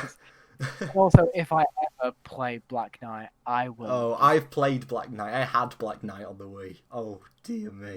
I had a figure of Black Knight. Oh god. I was, I remember having it, and I remember getting rid of it. I remember Knuckles trying to kill himself in that game. My life is not worth living if I've been defeated by a mere apprentice. He's about to like make like seppuku, and then Sonic just like throws away his knives, like, give me a break. Yeah. We may or may not talk about Black Knight at some point. We probably will. It'll probably be a group thing. Yeah. I don't think either of us will be able to do anything else after that. Yes, definitely. Yeah. So, this human princess is kidnapped by Eggman out of nowhere. So, it's just a Bowser and Peach situation, and Sonic has to get her back. But the whole thing with Mario is that Mario is like, well, friends. He wants to be more than friends, but he's friends with Princess Peach. Oh. Mamma mia. And he's friends with Princess Peach, and he has been for ages, and like, that's why there are stakes when Bowser kidnaps her. But Sonic has never met this woman in his life, alright? There literally is a scene where she's like, why have you saved me? And he says, oh, no particular reason. Like, what? What are you even talking about? What is this game? The cutscenes, while they're not in the in-game engine like Sonic Booms are, they do have a pre-rendered. They are pre-rendered, but they still look like garbage. I'm trying to excuse this game by saying it's 2006, but it looks like a Source engine, like Half-Life 1, like 1995. Looks like absolute trash. And that's just the cutscenes. The game world looks so much worse. There was a glitch in the overworld, which I call the Doom Eternal glitch, where the sky turns orange and the streets turn black and all the vegetation turns black and it just looks like hell. Like, I've had that a few times after coming out of a level. I thought you were gonna say that there was a glitch in Doom Eternal. I was like, what? My perfect game? No. There's the Doom Eternal glitch in this game, just because of the appearance, and yet Yeah. Mario 64, you enter levels by jumping through paintings. Sonic 06, you enter levels by jumping through mirrors. It's and I know you've always like jumped on enemies to kill them in Sonic, but like it's just so painfully a Mario rip-off, this game. Oh my god. I can't even think of a Mario game that came out in 2006, probably one for the DS or something, but it's like, it's trying so hard to copy this. It's like, oh, it's so bad. Silver, obviously Eggman is the main villain, but Silver is another villain. Oh, wow. I hate Silver anyway, but the way he is in this game, he's just... You know how Shadow's meant to be the edgy one? Yeah? Yeah. Shadow is also in this game. Shadow is, like, lovable and cuddly compared to how edgy Silver acts. It is so boring. He's so boring. I hate every time he speaks because he just says something about how he's the strongest hedgehog and he's got all these psychic powers and he's superior and all this. And it's just... It's no use. It's so bad. And his boss fight, I can't even speak about it. Oh. That's what I was saying. It's no use. Yeah. It's no use! Take this! Ha! God, his voice acting is terrible. He, like, the boss fight is where, like, he, like, picks things up with his psychic powers and they, like, throw stuff at you. But he throws it really slowly, so it's just so easy to dodge. But that's not the hard part, alright? You get a window to attack him when he's, like, preparing to throw the stuff. And if you get too close to him at any other time other than this, like, 1.5 second window, if you get within a radius of him, he'll just grab you and, like, squeeze you with his psychic powers and throw you, and you lose all of your rings. It's so dumb. And the animation takes so long as well. It's just boring. It takes like 5 seconds for him to throw you. It's like, this is a speed-based game. I'm being timed on this. Like, it's just wasting time. And I was stuck in an infinite death loop where I had to restart the level because he threw me against the invisible wall, like the level limit. And then, like, No. It's like, as my rings fell out, because I took damage, as my rings fell out of me, like, as I fell to the ground, I grabbed one of the rings, but he was already in the vicinity of me, so he kept throwing me against the wall again and again, and I kept getting this one ring again. It was just an infinite death loop that I couldn't get out of. It was... Oh my god. Like, did anyone even test this game? I've found so many bugs already, and I've only done 3 worlds. I don't know how many worlds there are. I couldn't care less about the story. I skipped all the cutscenes because they're just so badly rendered and badly voice acted. And it's just level after level of running in a straight line until you run in a circle, until you have to jump over something, until you have to press A in a quick time event, until you grab onto a giant killer whale's fin and steer it around. What? That was weird. Oh god, my brain is frying because I just can't comprehend. I knew it was bad. I've seen people say it's the worst Sonic game. And I just thought, yeah, okay, it's bad. It can't be worse than the Black Knight. It's so much worse than the Black Knight. So much. I would gladly play 1,000 hours of the Black Knight rather than 1 hour of this. I can't rate it. I have to give it a -10 out of 10. Steer clear of this game. Watch the Sonic movie instead. Play the Black Knight instead. Don't play Sonic 06. I don't see why you would, since it's on Xbox 360 and PS3, which I always thought was a weird choice for Sonic games, considering, like, Mario and Sonic are, like, more well known together because of the Olympic Games. So, like, surely they would be released on Nintendo consoles because that's where they would get the most sales. Sonic was Sega. Yeah, I know Sonic is Sega, but, like, they have that brand, like, relationship with Nintendo, and it just, releasing a Sonic game on PS3 just seems weird to me. I don't know. Yeah, just please don't ever do anything like this ever again, Sega. Jesus, I have to stop. Don't. Yeah. Oh. I haven't even got to Shadow yet. I never will. I'm never touching this game again. I love you, Shadow. Neither am I. I love you, Shadow, but I'm just not even getting to him. Yeah. Oh, also, Eggman has, like, 4 Nipple. like nipples on his costume, like massive golden nipples for some reason. That's never explained. I thought there would be like things that he would like attach something to like give himself a power up, but he just never does. They're just nipples. Yeah, trash, straight garbage. Not even a real game because I never had fun playing it. At least you could laugh at the badness of it, Dan. This was too much for me. It defeated me. Yeah, that's Sonic 06. Can we move on to the film now, please? Yes, because it'll definitely lighten our spirits, because I'm pretty sure it's one of our favourite movies of all time. Yes, it is definitely one of my favourite animated movies of all time, without a doubt. The film is Redline, directed by Takeshi Korte, as it says in the opening. This film is great. It's made by Madhouse, which are the same company who made Parasite and Death Note. Comes full circle. It comes full circle. And I think Madhouse is the best way to describe this movie. It's insane. Dan, if you want me to give a quick run through of the plot, or do you want to? You can do it. So I think it's you like it more than I do. So yeah, there's not really much of a plot anyway. It's a racing movie. It focuses on this guy who looks suspiciously like Josuke from JoJo Part 4. He is like this backwater, small-time racer who finally makes it into Redline.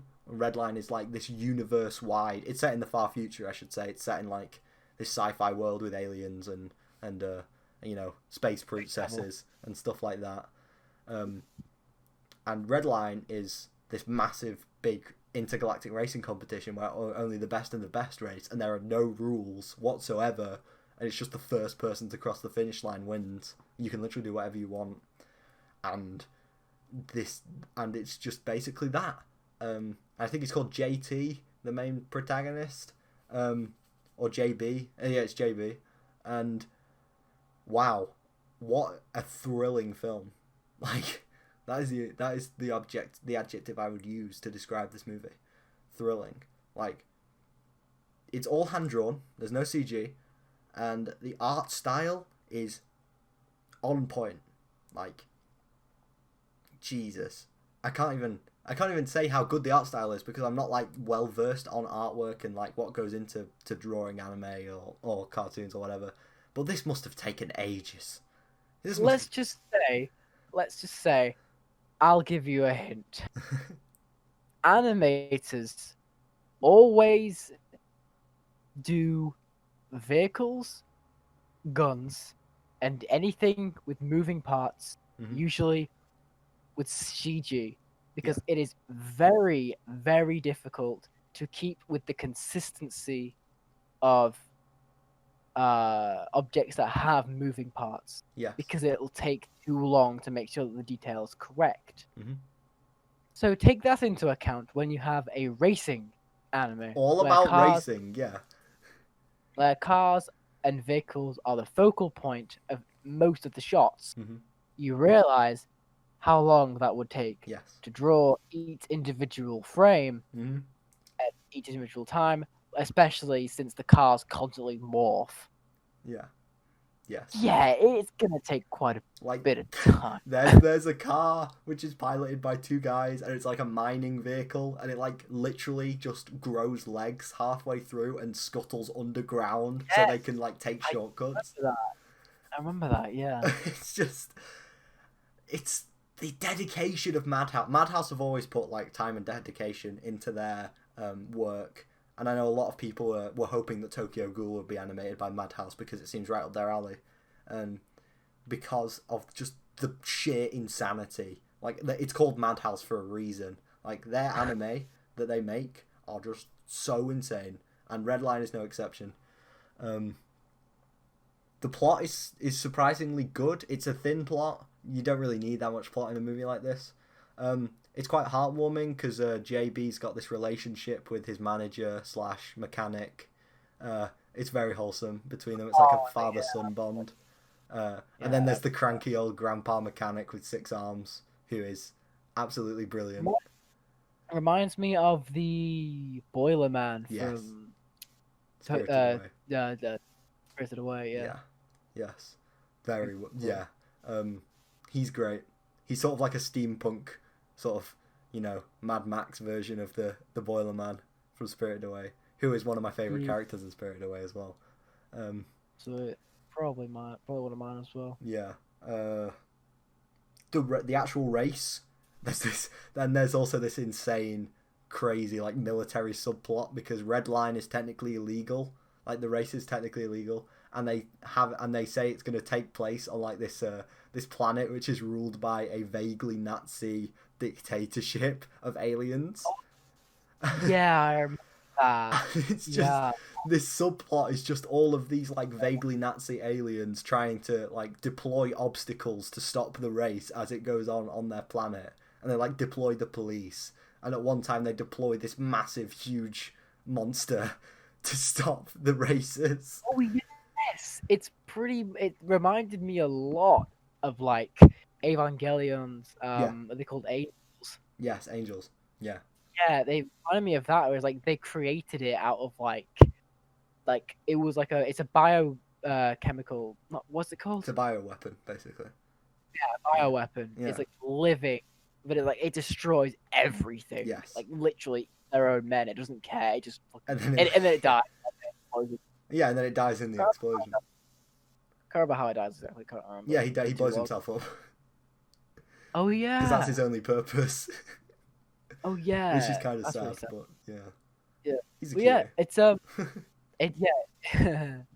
yeah, it's it's really good. It's really good. Really well animated. Like the way that they like stretch body parts to make it Oh, look yeah. as how fast. Yeah, the Going, momentum, really because they have like this weird, like non-existent chemical compound, this fictional chemical that they drop in. It's like an enhanced version of nitrous, where they drop it into their engine, and it just the speed. Oh my god! That's the main villain, I guess you could say. I think he's called Gearhead or something like that. Oh yeah. Or Motorhead or some weird stuff like that. He eats his nitrous at the end, and he like Oh yeah, he becomes the car. he becomes one with his car. And I remember when we watched this together, and I remember you going, "Wow, what a Chad!" when he did that. It's true. Like that is just an Omega Chad move. He like merges with the car so he can become faster, and it's just... And the best part is for me, is that even like the main bad guy being that guy after the race, which obviously the protagonist won, obviously because that's how it works. Yeah, yeah. The main bad guy, Gear Guy, congratulate him on winning. Yeah, because it's all just like sportsmanship. Exactly. Yeah. Exactly. Despite the fact that they're all trying to kill each other. He isn't a bad guy. Yeah. He just wanted to win, Yeah. and he didn't win. There's always next Redline. Exactly. You know, and I really like that because it shows that they aren't villains. They're just doing it for money. Yeah. They don't have any alternate. The real villains are the Nazis. That's the message. Isn't that usually how it goes? Yeah, exactly. Apart from Jojo, though. Apart from Jojo. Well, he is a villain, but he's. I didn't expect the Third Reich to be here. I didn't expect the Third Reich to show up. I mean, he's not wrong. They're in neutral Switzerland. Anyway, moving past that, we'll have an episode for that. We will do a JoJo episode very soon. Don't you worry. So, final score for Redline? 9. Yeah. Maybe that's a little bit too high, but 9. I say 8. I say 8.5. 8.5. I'd say very good. The dub is actually good. Yes, but you know me, I hate dubs. So I would recommend watching it in dub though, because there is simply too much going on to read subtitles as well. Like, it throws so much colours and images at you during the races because it's just so insane that, like, I would personally watch it dubbed. It's on Crunchyroll in both dubbed and subbed. I'm sure you can get it on various legal websites, dubbed and subbed. I personally have not found a subbed version on a legal website, but I've seen clips on YouTube, and I do still prefer the dub personally. My opinion. Yes, Josuke Buffon man is a great main character. The love interest is also really cool because she's another racer and they have this great rivalry. But her car gets totaled towards the end, so she has to ride in his car, which is really cute. The way they win as well is amazingly wholesome. They have no car left by the end of it. Yeah, nobody does. Yeah, especially Gearhead, because he is the car now. Exactly. Yeah. Yeah. Redline. Absolutely brilliant. I love the movie. Definitely give it a watch. If you want an anime movie which isn't Ghibli and isn't Makoto Shinkai, which is Your Name and Weathering with You, they're probably the most. We'll definitely we'll do them at some point, definitely. Yeah. If you want an independent anime movie, this is your best bet. It's great. It's just great in every aspect. Very cool. It's very good. Yeah. I think that's about all we've got for the film then. Yeah. And I think so too. And I don't. It's a bit of pretty sparse news week, actually. Moving on to the news section. We've talked about just jumping right into some gaming news. Following on from a story we talked about either last week or the week before, Fortnite is going to launch a subscription service. We talked about it being rumored a few episodes ago or last episode. I can't remember which. Fortnite, the Fortnite Club will launch. The Fortnite Club will launch in December, and it will be £10 a month. That is more than Netflix, what? and more than Crunchyroll, and more than Amazon Prime. Not together, obviously, but individually, that's more than that. To play Fortnite, which previously has been free. Not many details are out right now. It's unclear whether this is going to be like a monthly subscription of like cosmetic items, or it's going to be a monthly subscription to play the game. Please don't make the game pay to play monthly. It's been free for a while now. Gonna ask people to pay for the game. Just add a selling price. Don't make it a subscription based one. Like, think about it. A triple A game. For the PS5, let's just take Demon's Souls. Like a Call of Duty. Like a Call of Duty. Yeah, Call of Duty, Demon's Souls, AAA game. Yeah. Releases, £70 is £70 is the asking price now for next gen games. Yeah. That's 7 months of Fortnite. Only 7 months. So think about Think about how much enjoyment you could get out of Demon's Souls or the new Call of Duty. You would get at least a year of playtime, I would say, out of those games. Yeah, depending on when the new one comes out, definitely get like a few years at least. Yeah, I mean, Modern Warfare came out in 2018. I was really surprised when I read that. Yeah, it's been out for nearly 3 years now, and it's still got a huge player base. And yeah, I think it's worth the money. Yeah, I think it's worth the money. Great. I would pay full price for that game. That's 7 months. Well, not even Modern Warfare is £40 now because it was an Xbox One title and PS4 title. So that's 4 months of Fortnite for a year of Call of Duty. It seems a bit overpriced in my opinion. Well, I think any price is overpriced for this.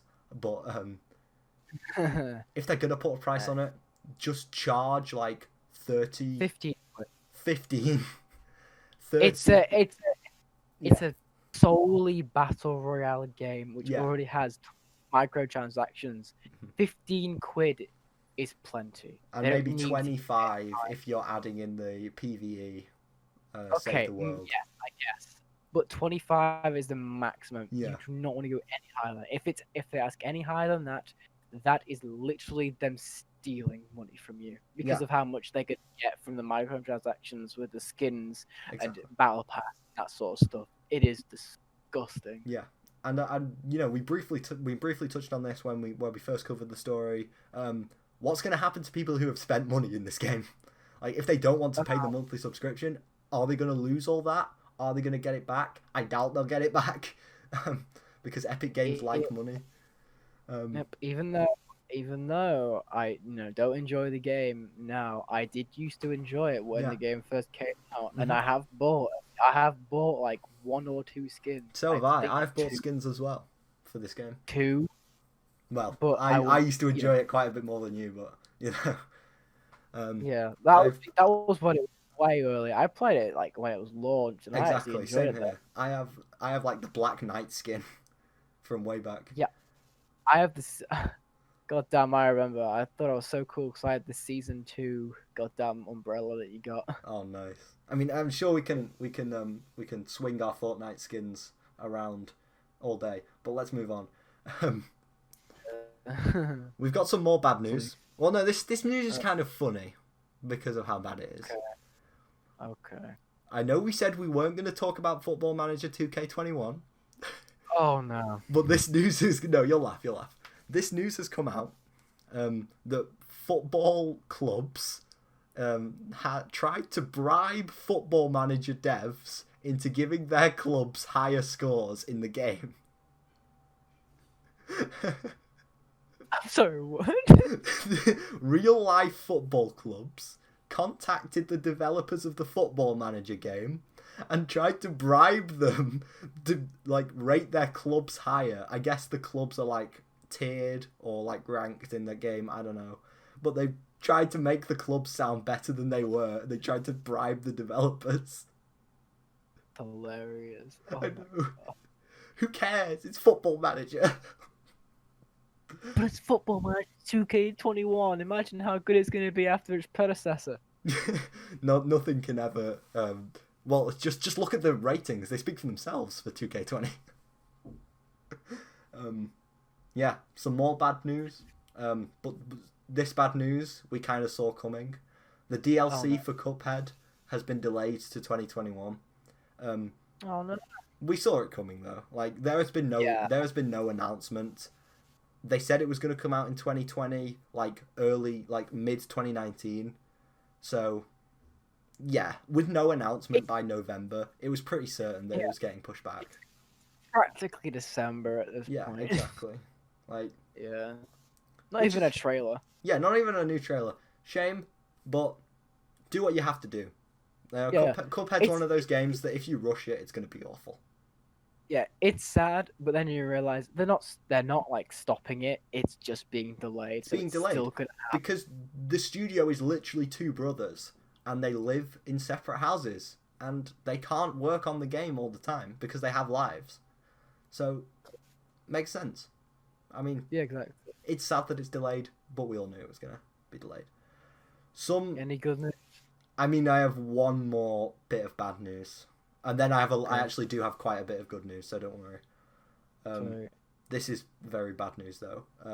The chairman of the Toei Corporation in Japan, Yusuke Odaka, has sadly passed away at the age of 71. For anyone who doesn't know, the Toei Group is Japan's largest entertainment conglomerate and has made anime such as Dragon Ball, Dragon Ball Z, Bleach, Gintama, has overseen all that. Yusuke Okada, I'm sorry if I'm pronouncing his name wrong, has been at the forefront of all of that. He has overseen the growth of the anime industry pretty much throughout the 80s and 90s. He was there, and he sadly passed away. And rest in peace.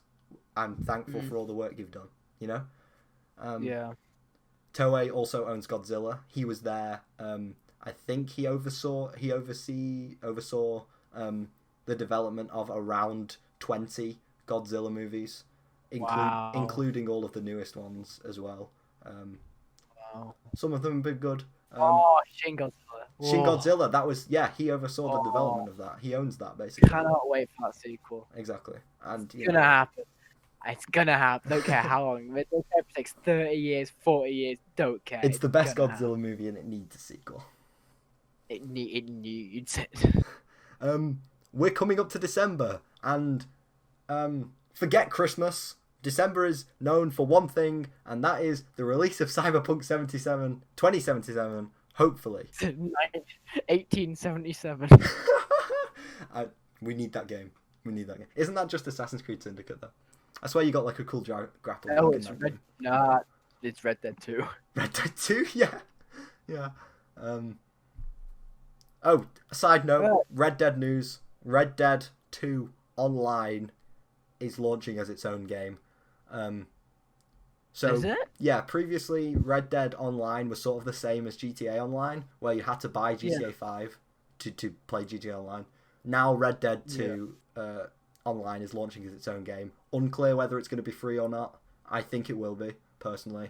But yeah, it's glad to see Red Dead getting some love after the Rockstar are just milking GTA and not paying attention to the content that Yeah, please give us more Red Dead 2. Yeah. This campaign was beautiful. Yeah, there's so much content that could be mined from that game, and I really want to play it, but I will play it once they put more content in it. Just play the campaign. It is genuinely amazing. Yeah, and I will at some point. I need to play the first one first. I'm still waiting for that to come out on PC. So back to Cyberpunk news. Cyberpunk 2077 developer CG Projekt Red has confirmed that the game will launch in December, as planned. This is amid concerns. The game was originally meant to launch on November 19th. It was pushed back to December the 10th for them to get ready for a next gen release, and it is definitely coming out, which is great. Some more good news on. Yeah, thank God. It's about time. It's been pushed back so much. It's a joke at this point. It's a meme at this point. But it's coming out. Also in Cyberpunk news, I was ranting about this all week because it came out on Monday. A Cyberpunk 2077 test playthrough has taken the tester 175 hours, and that is running through the entire story, no side missions, just the story. It's taken him 175 hours, and he's only 60% through. Ooh. That is, I can't wait for this game, man. Big story. Yes, huge story, and that is just not even counting all of the side stuff that will inevitably come. I can't wait. Yep. We'll definitely talk about this at length when it releases on the 10th of December. I have it pre-ordered. It's ready to go. I can't wait. Nice. Also, in some really good news, for me in particular, being a Pokemon fan, Pokemon Diamond and Pearl remakes rumored to be releasing for the Nintendo Switch next year. Yes, we need more Pokemon games. We need more, we need more actual Pokemon games. You know, like Let's Go Eevee was fine. It was pretty good. I enjoy it. But yeah, we need some real Pokemon games for the Switch. Sword and Shield was mixed. I personally didn't find it that bad, but I know a lot of people really didn't like it. Yeah, that's the same. It's like the same for me. It's like some things I actually kind of like it. Like, you know, I like following you around, yeah. and you can see the Pokemon, so it's just like there's no needless having wild to go around the grass. Yeah. Get a Pokemon that you don't even want, you know, yeah. which I kind of like. Yeah, and I hope they keep that mechanic, because that mechanic is definitely good. They did add it for whatchamacallit. Let's Go Eevee. Let's Go. Yeah. So I'm pretty sure it's a definite that they will. I hope so. Diamond and Pearl, considered by a lot of people to be the best Pokemon games. They're certainly up there for me as well. I don't think any could knock off Heart Gold and Soul Silver for me, but Diamond and Pearl are definitely up there. That is where I started. Yeah, exactly. Same here. Although I believe that Palkia is one of my favorites. Yeah, Palkia is definitely cool. I will probably get Pearl because I do just prefer Palkia to Dialga. Even though, you know, Dialga, haha, funny the world. I just love the Palkia's scream. Yeah. And then also his the goddamn whatchamacallit, slice it just with the tan, the purple yes. Very whatchamacallit, that's I'm so upset that his trophy is so bad in Smash. In Smash, yeah. Anybody, just sucks for both. Okay. Right. Some Last of Us news. 2 stories regarding The Last of Us. HBO has greenlit the TV series of The Last of Us. TV series could be cool. The Last of Us is one of the few games I think would benefit from a TV show because it is a massively story-based game. Probably, yeah. We're already getting an Uncharted TV show starring Tom Holland as Nathan Drake, which will be cool. Oh yes. Yeah. I think I've seen that on Instagram story. I think Some set photos have come out recently, and he looks pretty cool. I like where that's going. I kind of dig. I actually kind of think he looks pretty similar. Actually. Yeah. I know, it's weird, isn't it? You would never think it. He looks so young in Spider-Man, so you know, I just forget he's an adult. Yeah, exactly. I think some not so good. I mean, hot take. All right, this news is bad for me. It might be the best news ever for some people. The Last of Us composer. Now I will admit the music for Last of Us 1 and Last of Us 2 is absolutely brilliant. The composer for Last of Us says Part 2 is just the beginning.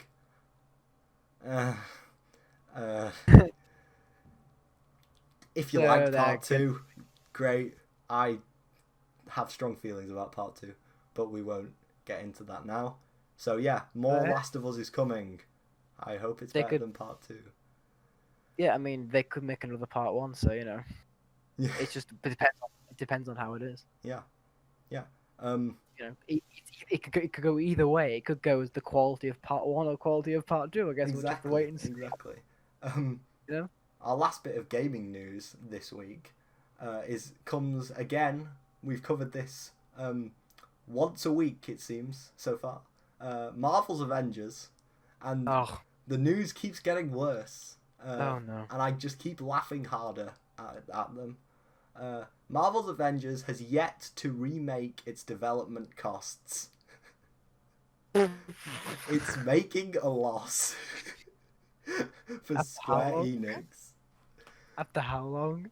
After maybe a little bit more than a month, I think. Maybe 2 months. Oh no. No, maybe longer than that, actually. I don't know. But Oh it still no. hasn't made its costs back. Oh no. Serves you right. For making a Marvel game based off the movies. Serves you... Like No, a Marvel game. Cool. yeah. Make a game that doesn't insult the players, you know? They have to pay 70 quid for the game, and then they pay like 100 extra quid to be good because it's pay to win. You know?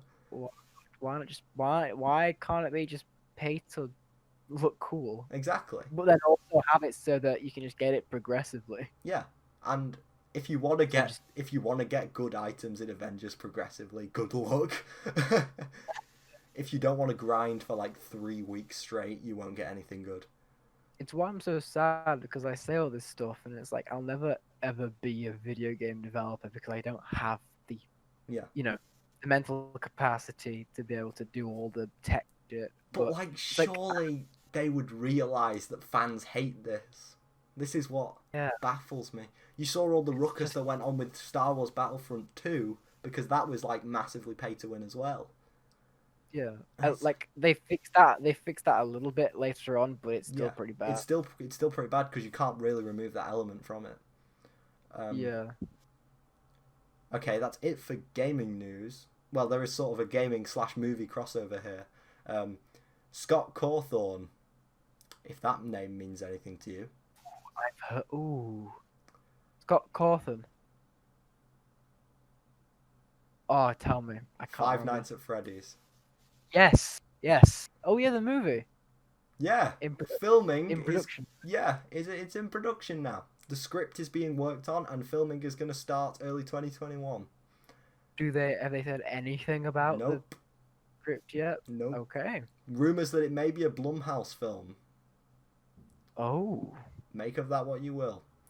Blumhouse is good. I can't remember. Some of them are. It depends on the director. Okay. If it's a Blumhouse movie, it won't be more than 1 hour 30 minutes long. I can guarantee you that.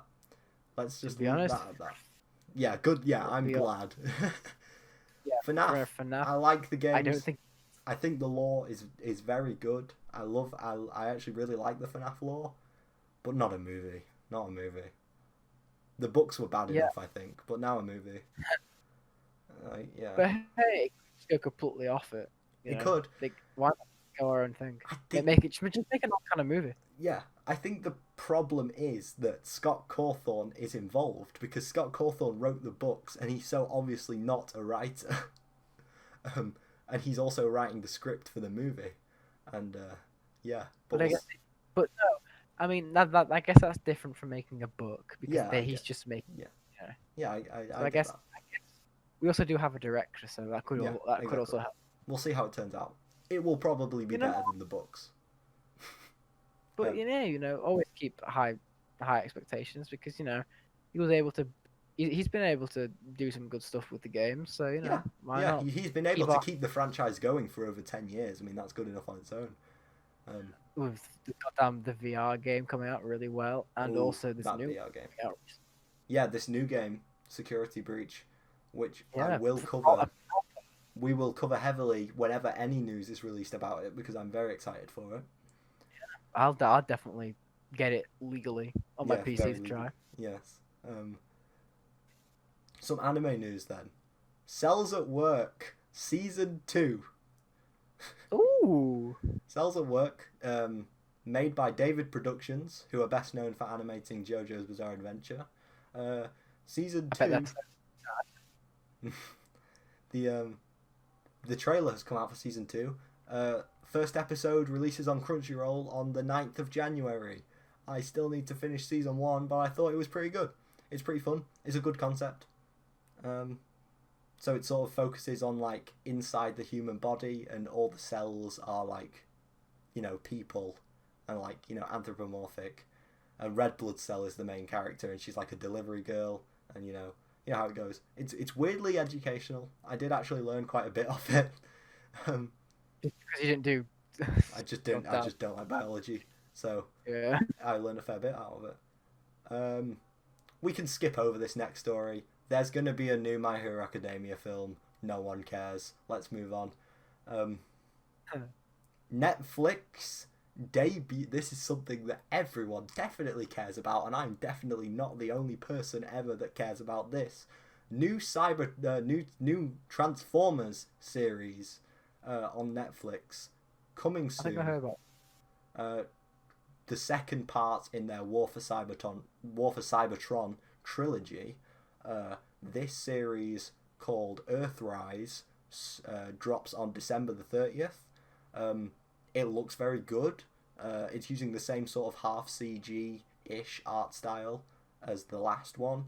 I think it's called War, or like The War or something. That was really good.